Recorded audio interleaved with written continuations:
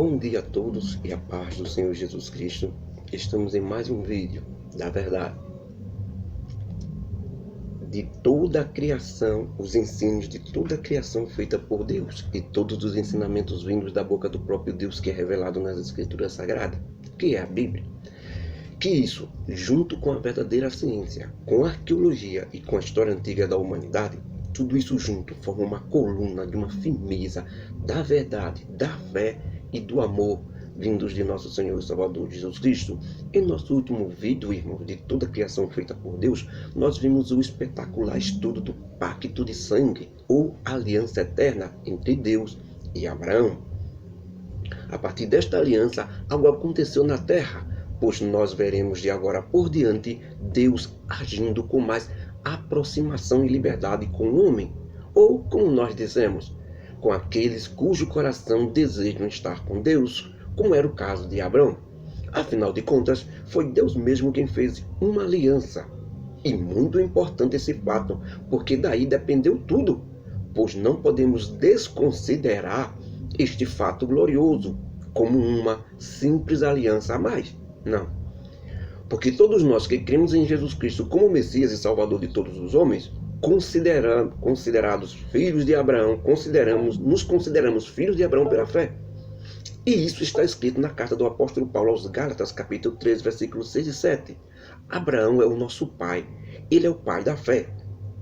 Filhos da fé, não de sangue, não da carne, não biológico, mas filhos da fé. Ou seja, temos a mesma fé que Abraão. Agora, filhos biológicos, filhos de sangue, são os judeus, são os israelitas. Eles são filhos de sangue. Se são filhos de fé, aí é outra coisa. Mas todos aqueles que são israelitas e judeus e aceitaram Jesus Cristo como Salvador de suas vidas, também são filhos pela fé de Abraão. Então, Abraão, nele seriam abençoadas todas as famílias e nações da terra. E por causa dessa aliança que estudamos em nosso último estudo, em nosso último vídeo, e a aceitação do pacto da parte de Deus por Abraão, abriu diversas portas para Deus agir com mais eficácia com os homens.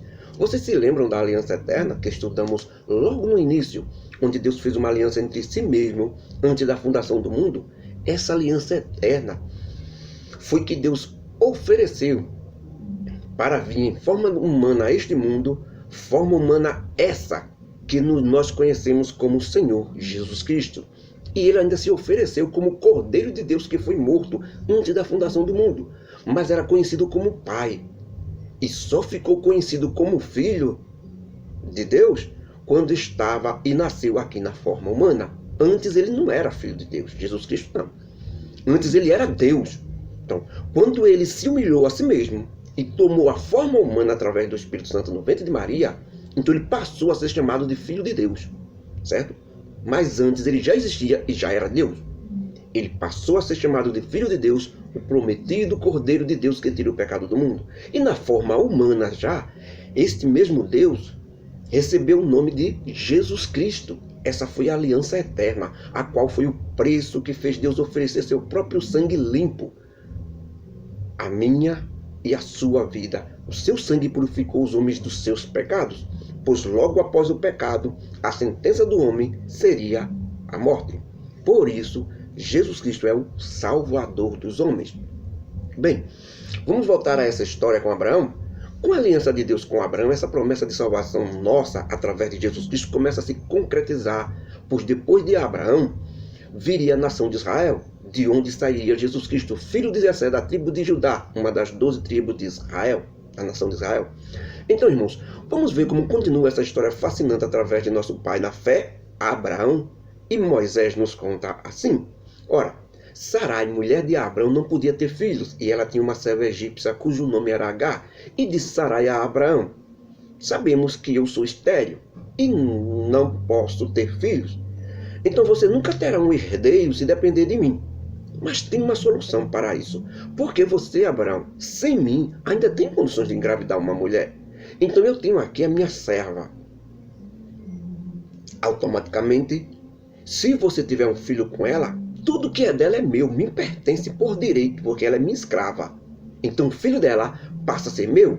sendo teu filho, será o herdeiro. Então eu te dou uma mulher e terás um filho com ela, e legalmente esse filho será meu também, e tu terás finalmente um herdeiro. Disse Sarai, a esposa legítima de Abraão, mas que não podia ter filho porque era estéril. Para cumprir a promessa de Deus de que ia dar um filho a Abraão, ela fez esse arrumadinho. Ela quis ajudar Deus, como se Deus não pudesse cumprir a sua promessa.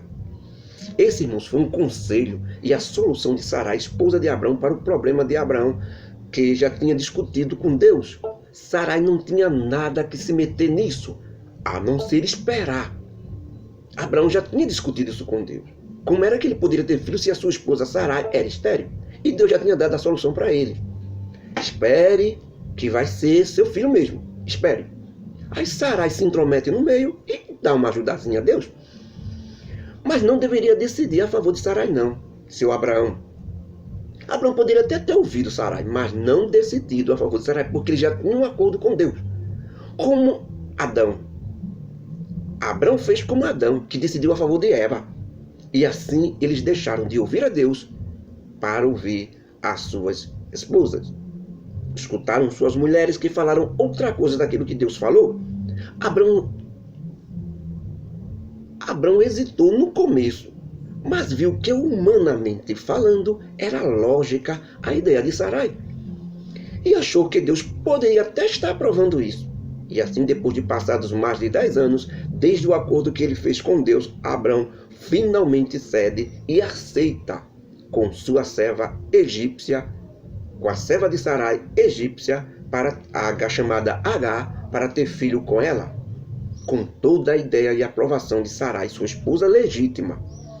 E o nome da serva de Sarai, que Abraão se deitou, é Agar. E a serva de Sarai ficou grávida de Abraão. E foi exatamente aqui, depois da alegria de saber que teria um herdeiro, que começa as consequências dos erros de Abraão e da própria Sarai. Eles iriam pagar caro por isso, pois assim que Agar, a escrava de Sarai, soube que estava grávida, ela imaginou em seus pensamentos que finalmente poderia deixar de ser serva, deixar de ser escrava, para ser a senhora da família, a grande família de Abraão, com muitas riquezas e bens. Ele era rico, afortunado Abraão. E se o seu filho com o patrão, Abraão, fosse um homem, ela colocaria tudo em pratos limpos e exigiria o direito do seu filho de herdeiro. E a sua senhora, que era Sarai, a esposa legítima, não poderia nada contra ela mais. E não deu outra, irmão. Agar, a escrava, começou a colocar suas imaginações em ação e já começou a desprezar Sarai antes do filho nascer. Sarai era sua senhora e era a legítima senhora da família. Então Sarai viu o erro trágico que cometeu de tentar interferir em algo que é de Deus, que não tem nada a ver com ela. Sentiu na pele os desprezos e as consequências de seus atos, muito humilhada por Agar, sua própria escrava. Sarai chegou até Abraão e disse: eu sei que foi um erro meu ter colocado Agar para ter filho contigo, porque agora ela está grávida e eu não posso fazer nada. Ela está me desprezando miseravelmente porque carrega um filho teu na barriga. O Senhor que julgue entre mim e ti e nos meus erros, mas me deixe tomar as providências com essa escrava. Então Abraão diz a Sarai: Agar é a tua serva e ela te pertence. Faça aquilo que você achar correto com a rebeldia dela. E Sarai foi lá e corrigiu Agar e mostrou a ela que mesmo com o filho, ela ainda continuava sendo escrava e jamais seria senhora. E Agar, desesperada e ao mesmo tempo querendo fazer chantagem, porque estava com um herdeiro na barriga, fugiu de Sarai. Porque pensava ela, né? Não, eles vão vir atrás do menino. Então ela vai mudar esse discurso. Nesse momento Deus intervém na ação de Agar. E o anjo do Senhor foi encontrá-la junto a uma fonte ou um poço de águas no deserto, junto ao caminho de sul. E o anjo do Senhor disse a Agar: Agar, serva de Sarai, de onde vens e para onde tu vai? E ela respondeu: eu fugi da casa da minha senhora Sarai. Então o anjo do Senhor respondeu: volta para tua senhora e humilha-te na frente dela, porque eu multiplicarei sobremaneira a descendência do teu filho. Ele não será herdeiro não, viu? Mas eu multiplicarei ele, depois que ele nascer, que é esse filho que tu terás, será contado como uma multidão. Os filhos que ele terão formarão uma nação numerosa também. Mas ele não pode ser o herdeiro da promessa. E tu conceberás, dar à luz a um filho, chamarás o seu nome Ismael. Tu vai colocar o nome dele Ismael, porquanto o Senhor ouviu a tua aflição. Ele sabe de tudo que tu está passando por causa da ideia de Sarai. E teu filho será um homem feroz e de força. Será contra todos, e todos serão contra ele, mas ele ficará na frente de todos os seus irmãos, que tu ainda vai ter os outros filhos, mas não com Abraão. E Agar, serva de Sarai, chamou o anjo que falava com ela de: tu és o Deus que me vê e me conhece tudo sobre mim. Porque ela não imaginou que ia dizer todas aquelas coisas, né? E esse nome, irmãos, que Agar chamou o anjo, é porque ela mesma disse que enquanto ele falava com ela, ela não ousou falar nada para ele. Então o nome é Beelai-Roi, que quer dizer aquele que fala comigo e sabe tudo sobre mim. E ele fica localizado exatamente no meio, deu o nome daquele local, que fica localizado bem no meio das regiões da cidade de Carde e Bered. Então finalmente nasceu o filho de Abraão com Agar. Não é o filho legítimo. Nasceu um filho de Abraão, mas ainda não é o herdeiro. É ilegítimo. E Abraão chamou o nome de seu filho que Agar tivera, como o anjo mandou, Ismael.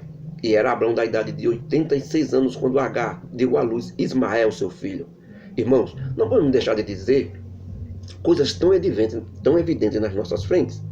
Eu não posso esconder a Bíblia ou fazer de conta que não considero essa parte. Eu preciso dizer, primeiro, Adão deixou de escutar a Deus para escutar Eva, a sua mulher.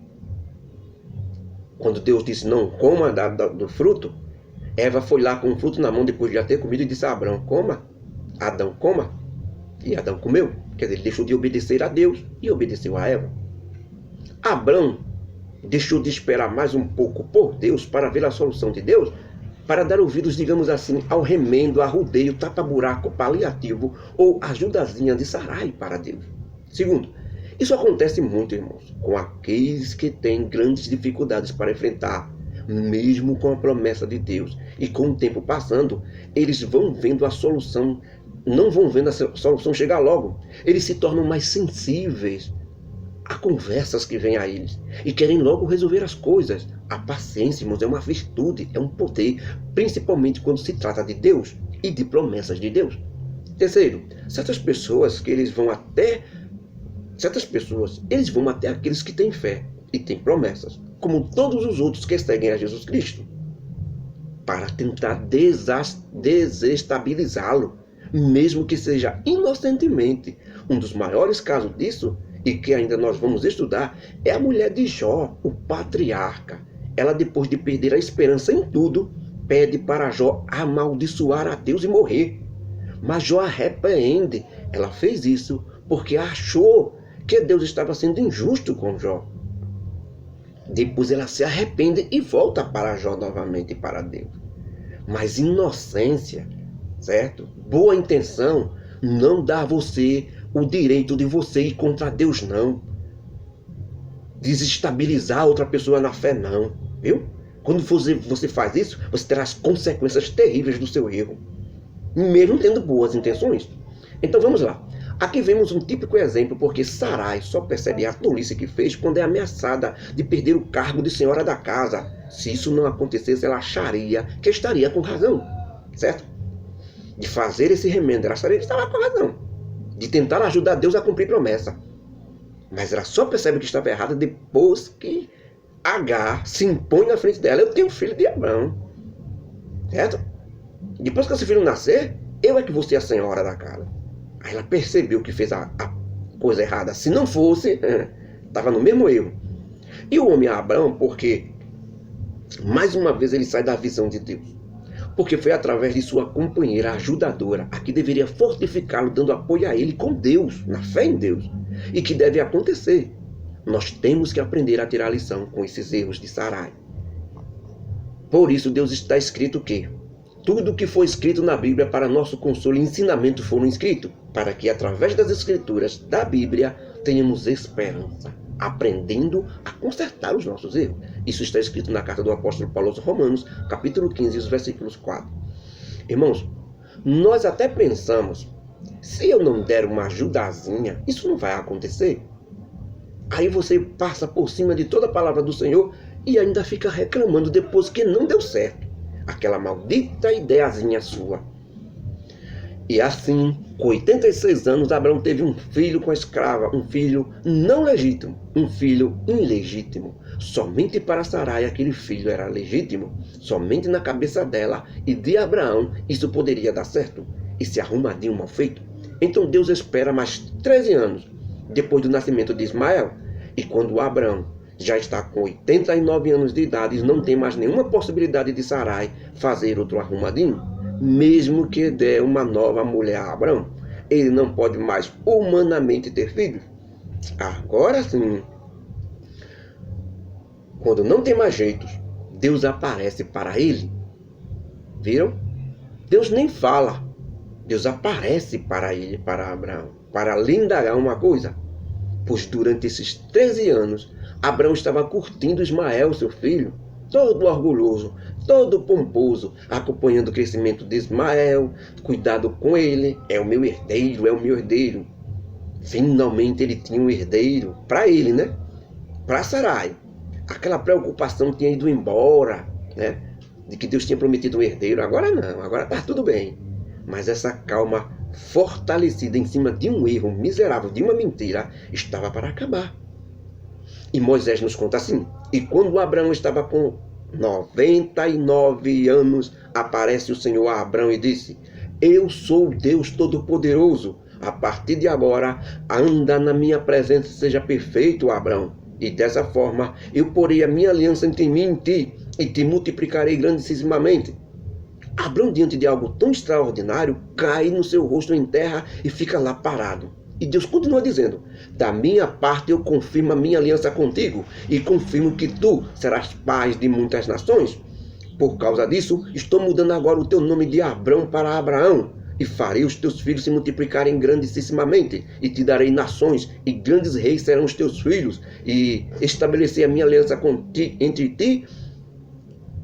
entre mim e ti, Abraão. E também para a tua descendência depois de ti, através de gerações perpetuamente, me consolidando como teu Deus e o Deus da tua descendência. Estou te dando a ti esta terra de Canaã, por onde tu andasses durante todos esses anos, e também estou dando teus filhos para sempre, a teus filhos para sempre, e confirmando que eu serei seu Deus, e também não poderá haver outro além de mim, e agora darei um sinal de aliança que tenho contigo, e que terei com teus filhos que virão depois de ti. Este sinal que ficará conhecido por toda a terra é a circuncisão dos teus filhos. Circundarei a carne do vosso prepúcio, e isso será por sinal da aliança entre mim e você. Essas são, irmãos, as palavras de Deus confirmando a aliança com Abraão. Porque Deus não é homem para que minta, nem filho de homem para que se arrependa. Está confirmado agora. Ele muda o nome de Abrão para, que significa pai elevado, pai ilustre, pai excelso, para o nome Abraão. Surgiu a partir de Irim. Porque Deus não é homem para que minta, nem filho de homem para que se arrependa. Está confirmado agora. Ele muda o nome de Abrão para Abraão. Abraão significa pai elevado, pai ilustre e pai excelso. O nome Abrão surgiu a partir do Irim, que significa hebreus, que por sua vez originou esse nome. E agora ele muda o nome para Abraão. Abraão significa pai de uma multidão, pai de muitos. A origem do nome Abraão é hebraica, do nome Abraham, formado pelas palavras Abram no seu descendente Heber. E a circuncisão é uma operação cirúrgica que remove o prepúcio, uma pele que cobre a grande do pênis do homem, como nós chamamos a cabeça do pênis do homem. Então, ela fica pendurada e o couro fica por cima. Então, quando corta esse pedaço de carne, aí o couro sai. É um termo oriundo do prepúcio, uma pele que cobre a glande do pênis. É um termo oriundo do latim que significa cortar ao redor. A cirurgia de circuncisão é realizada há mais de 5.000 anos. E muitos, por motivos religiosos, como os judeus e muçulmanos, há muitos anos atrás a circuncisão era mais comum. Mas atualmente, tirando os casos religiosos como o dos judeus, a prática regular de hábitos de higiene estão substituindo os benefícios dessa cirurgia. Para entendermos o que Deus quer fazer, irmão, além de marcar o povo dele, essa nação seria separada das outras nações da terra. Um dos maiores sinais seria esse, a circuncisão do homem, que ao mesmo tempo Deus estava cuidando da saúde dos israelitas homens e das mulheres também. Porque o pênis, principalmente na puberdade, tende a conter muita sujeira, principalmente na época de Abraão, que não havia toda essa higiene, era uma época de pouca higiene. Na época, por causa do couro que cobria a glande do pênis, ficava escondida muita sujeira ali por debaixo do couro e causava muitas doenças.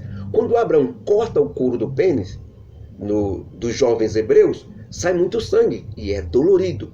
Mas depois, na hora do banho, a limpeza é total, removendo todos os tipos de sujeira. A água consegue remover todo tipo de resto de sujeiras no pênis.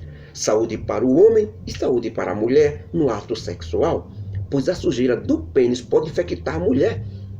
Só para termos uma ideia, as mulheres israelitas da nação de Israel hoje são as que têm menor índice de câncer do colo do útero no mundo inteiro. Durante muito tempo, irmãos, eu disse muito tempo, pesquisadores ficaram confusos de pouquíssimas mulheres judias em Israel terem câncer do colo do útero. E ainda mais porque as mulheres muçulmanas que tinham maridos circuncidados também, o nível de doença era alarmante. Isso é interessante. Bem, mas vamos voltar para o Deus falando a Abraão. E o Senhor continua a dizer, o filho, pois, de 8 dias será circuncidado, e todo homem nessa geração agora que nascerem da tua casa, os que tu compraste com dinheiro, Abraão, e qualquer estrangeiro que estiver contigo, que não for da descendência, este será a minha aliança na vossa carne. Abraão, para sempre, todos terão que fazer a circuncisão, e será um povo separado. E todo homem que estiver no meio dos teus filhos e não tiver este corte no pênis, tem que ser tirado do meio de vocês, porque ele quebrou a minha aliança, tem que pagar com sangue. Continuou o Senhor Deus dizendo a Abraão, a tua mulher Sarai não se chamará mais assim, o nome dela agora é Sara, porque eu, Deus, vou agora abençoá-la, e ela engravidará e terá um filho, e finalmente será chamada mãe de nações, porque reis e povos sairão dela através do filho que vai nascer. Neste momento, irmãos, Abraão baixou a cabeça e riu. Por quê? E no seu coração ele falou, um homem de 100 anos como eu vai ter condições de gerar um filho e fará Sara com 90 anos engravidar com isso? E depois de pensar nisso, Abraão fala para Deus, olha aqui, está Ismael, meu filho, Senhor, firme e forte. É mais compreensível ele, Senhor, ser o meu herdeiro. Por isso, viva Ismael diante de ti, aceita ele como herdeiro.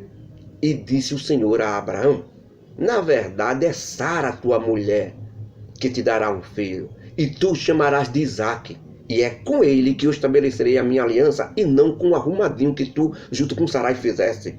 Eu trabalho no certo, Abraão, no legítimo. Quanto a Ismael, não se preocupe não. Ele terá também muitos filhos e formará uma nação.